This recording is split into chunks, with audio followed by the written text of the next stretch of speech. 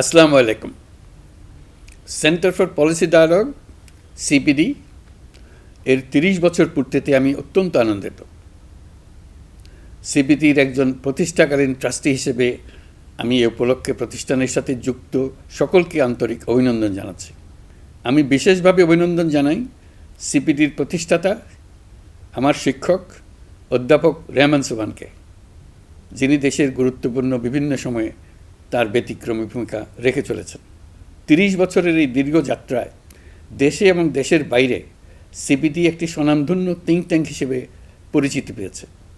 CPD সবসময় স্রোতের বিপরীতে দাঁড়িয়ে স্বাধীনভাবে চিন্তা করেছে এবং দেশের স্বার্থে নীতি নির্ধারকদেরকে বিভিন্ন সময়ে গুরুত্বপূর্ণ পরামর্শ দেওয়ার চেষ্টা করেছে।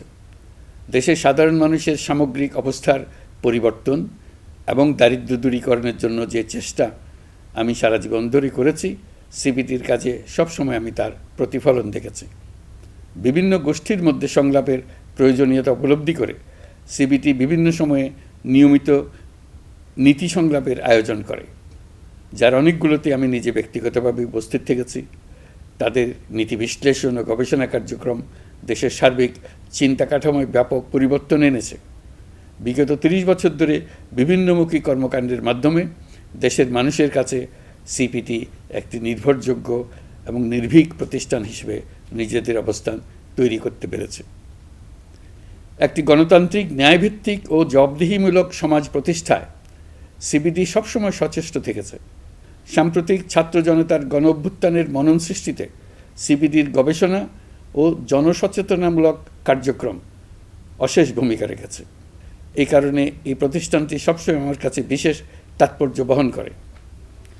বাংলাদেশ এখন একটি গুরুত্বপূর্ণ সময় অতিক্রম করছে।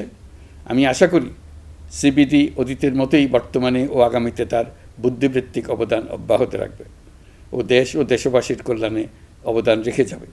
আমি আগামীর দিনগুলোতে দেশের প্রয়োজনে সিপিডির অধিকতর ভূমিকা ও সাফল্য কামনা করছি। ধন্যবাদ সবাইকে।